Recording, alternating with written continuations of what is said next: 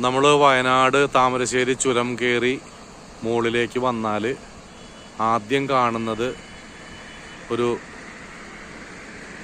കരിന്തണ്ടൻ എന്നുള്ള ഒരു ആദിവാസിനെയാണ് കാണുന്നത്. അതായത് പണ്ട് ബ്രിട്ടീഷുകാർക്ക് ഈ മലമുകളിലേക്കുള്ള വഴി കാണിച്ചു കൊടുത്തത് ഈ കരിന്തണ്ടൻ ആണെന്നാണ് പറയുന്നത്. അതിനുശേഷം ആ ബ്രിട്ടീഷുകാർ കരിന്തണ്ടനെ കൊന്നുകളഞ്ഞു എന്നാണ് ഐതിഹ്യം. അതിനുശേഷം ഇവിടുത്തെ ജനങ്ങൾക്ക് പല സമയങ്ങളിലും ഈ കരിന്തണ്ടൻ്റെ ആത്മാവിൻ്റെ ബുദ്ധിമുട്ടുണ്ടായി എന്നുള്ള ഒരു വിശ്വാസത്തിൽ അവർ ഒരു പൂജാരിയെ കാണുകയും ആ പൂജാരി കരിന്തണ്ടൻ്റെ ആത്മാവിനെ ഈ ചങ്ങല കൊണ്ട്, ഇതിൽ കാണുന്ന ചങ്ങല കൊണ്ട് ഈ മരത്തിൽ ബന്ധിക്കുകയും ചെയ്തെന്നാണ് പറയപ്പെടുന്നത്.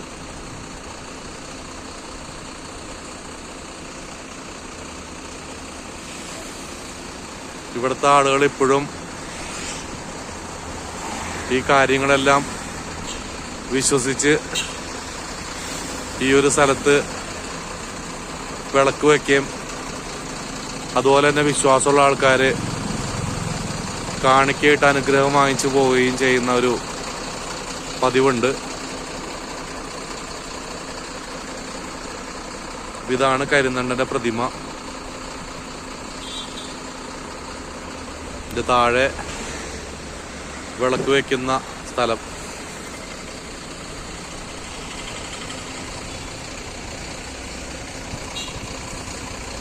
ഇതിൻ്റെ അടുത്ത് കുറച്ചകത്തായിട്ട് ഒരു മുനീശ്വരൻ എന്നുള്ള ഒരു പ്രതിഷ്ഠയും പിന്നെ കുട്ടിച്ചാത്തൻ എന്ന് പറഞ്ഞൊരു പ്രതിഷ്ഠയും കാണുന്നുണ്ട്. അതിനെപ്പറ്റി കൂടുതലൊന്നും അറിയില്ല. ഏതായാലും വയനാട്ടിൽ വരുന്ന ആൾക്കാരുടെ ഒരു പ്രധാനപ്പെട്ട ഒരു പോയിന്റാണ് ഈ പറഞ്ഞ കരിന്തണ്ടന്റെ ചങ്ങലയിട്ട മരം.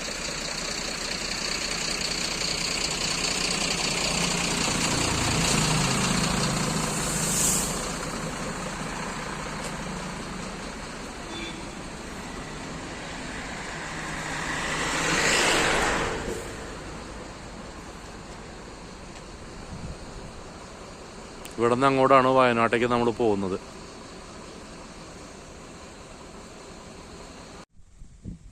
നമ്മളിപ്പോൾ വയനാട്ടിലെ കൽപ്പറ്റയിൽ എടയ്ക്കൽ കേവിലേക്ക് പോകുമ്പോൾ ഒരു പ്രൈവറ്റ് പ്രോപ്പർട്ടി ഉണ്ട്. അത് ഒരു ടൂറിസം പോയിൻ്റാണ്. നമ്മളവിടെ അത് കാണാൻ വേണ്ടി വന്നേക്കാണ്.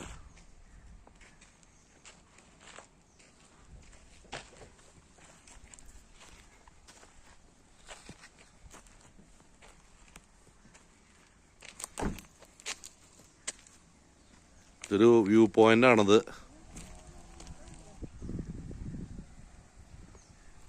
ഇതാണ് വ്യൂ പോയിന്റ്.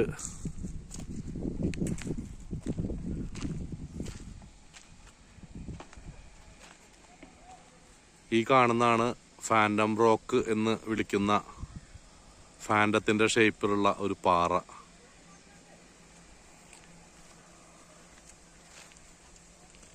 ഇതൊരു ടൂറിസ്റ്റ് പോയിന്റാണ്. പാറക്കെട്ടുകൾ നിറഞ്ഞൊരു മല. അതിൻ്റെ ഏറ്റവും മുകളിൽ ഒരു വലിയ കല്ലിരിക്കുന്നുണ്ട്. അത് ഫാൻറ്റത്തിൻ്റെ പോലെയാണെന്നാണ് തോന്നുന്നത്. അങ്ങനെയാണ് അതിന് ഫാൻറ്റത്തിൻ്റെ പേര് വന്നത്, ഫാൻറ്റം റോക്ക്.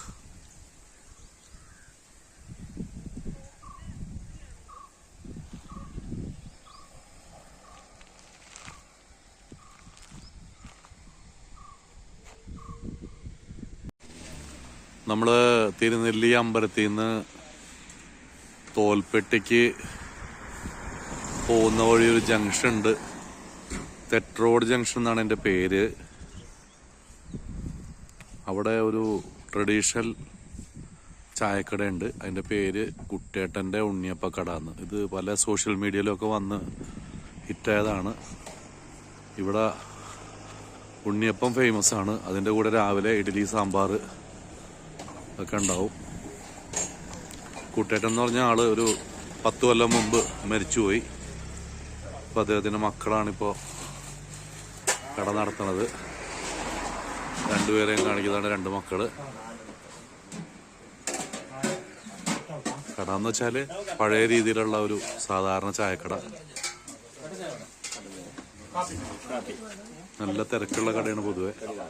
ഇത്രയുള്ളൂ സൗകര്യങ്ങളിവിടെ. പക്ഷേ ഉണ്ണിയപ്പം ഞാൻ കഴിച്ചു. നല്ല അപാര രുചിയാണ്. ആൾക്കാർ വന്ന് ഇവിടുത്തെ ഭക്ഷണം ആസ്വദിച്ചുകൊണ്ടിരിക്കുകയാണ്. ഉണ്ണിയേട്ടൻ്റെ അല്ല കുട്ടിയേട്ടൻ്റെ മകൻ. അതാണ് അത് അടുക്കള കാര്യങ്ങൾ. വിറകിലാണ് കാര്യങ്ങളൊക്കെ ചെയ്യുന്നത്. ഇവിടെ ഉണ്ണിയപ്പം പാക്ക് ചെയ്ത് വെച്ചേക്കാണ്.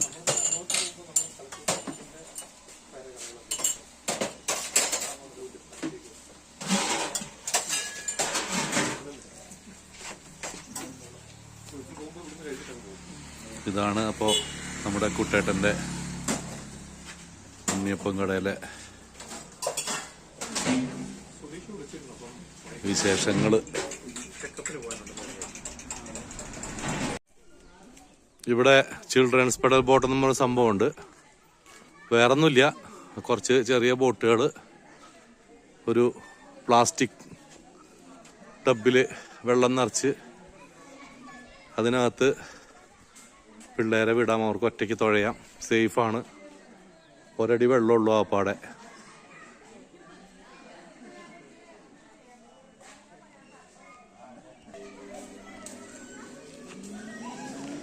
പിന്നെ കുട്ടികൾക്ക് വേണ്ടിയുള്ള പ്ലേയിങ് ഏരിയ, ഊഞ്ഞാലുകൾ ഒക്കെ ഉണ്ട് ഇവിടെ.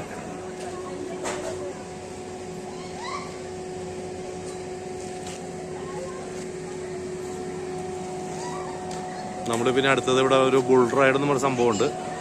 അത് പോയി നോക്കാം. അപ്പോൾ ഇതാണ് ബുൾ റൈഡ്. ഇതിലേക്ക് എൻ്റെ മോള് ഒന്ന് ട്രൈ അടിക്കാൻ പോവാണ്. ഒരു പ്രാവശ്യം ടിക്കറ്റ് എടുത്തു കഴിഞ്ഞാൽ ഈ ബുള്ളിൻ്റെ പുറത്ത് കയറി പിടിച്ചിരിക്കണം. ബുള്ള് ആടുമ്പോൾ വീഴാണ്ട് നോക്കണം.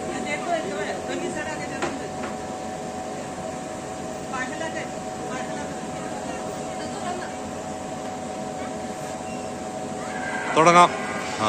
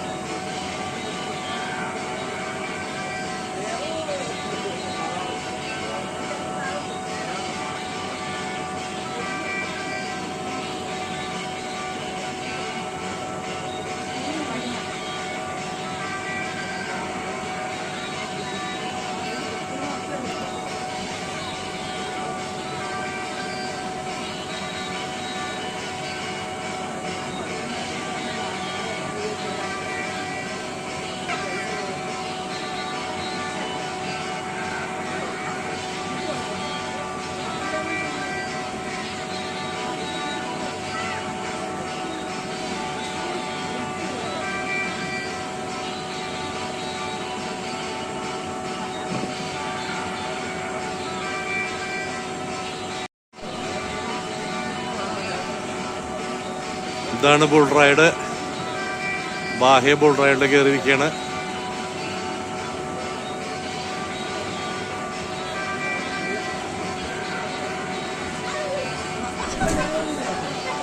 അവസാനം വീണ് അങ്ങനെ ബാഹ്യ തോറ്റു പിന്മാറി. നിനക്ക് പോകേണ്ട സ്ഥലം നോക്കിയ നീ, എന്നിട്ട് അവിടേക്ക് വെള്ളം വലിക്ക് മോളെ. നിനക്ക് പോകേണ്ട സ്ഥലം നോക്ക്. അവിടേക്ക് വന്ന് നോക്കി വലിക്ക്. ആ ഭാഗം നോക്കി വലിക്ക്. വലിക്ക്.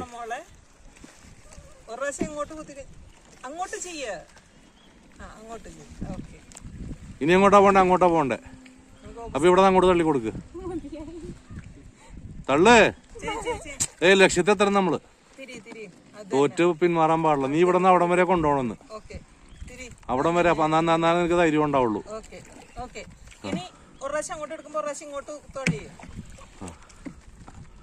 അങ്ങനെയല്ല മോളെ, തുഴ കറക്റ്റായിട്ട് വെള്ളത്തിന് വെർട്ടിക്കലായിട്ട് പിടിക്ക്. അത് തന്നെ. ഇനി ഇപ്പുറത്ത് ഇനി ആ തുഴ എങ്ങനെ നിൽക്കുന്നത് പ്രധാനമാണ്.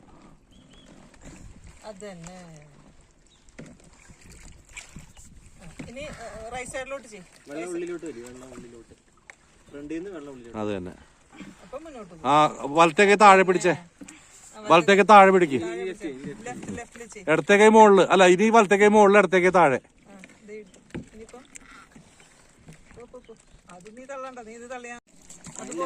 എന്റെ മോള് ബാഹ്യ കുട്ടവഞ്ചി തുഴയാൻ പഠിച്ചോണ്ടിരിക്കുകയാണ്.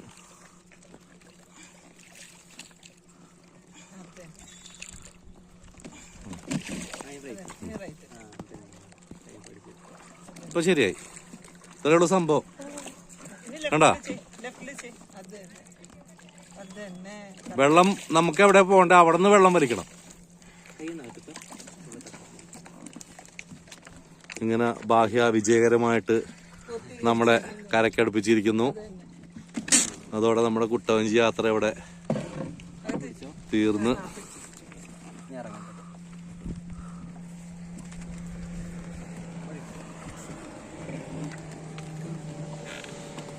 ഞങ്ങൾ ഇനി ഇവിടെ ഇറങ്ങി, ഇനി അടുത്ത സ്ഥലത്ത് നമുക്ക് കാണാം.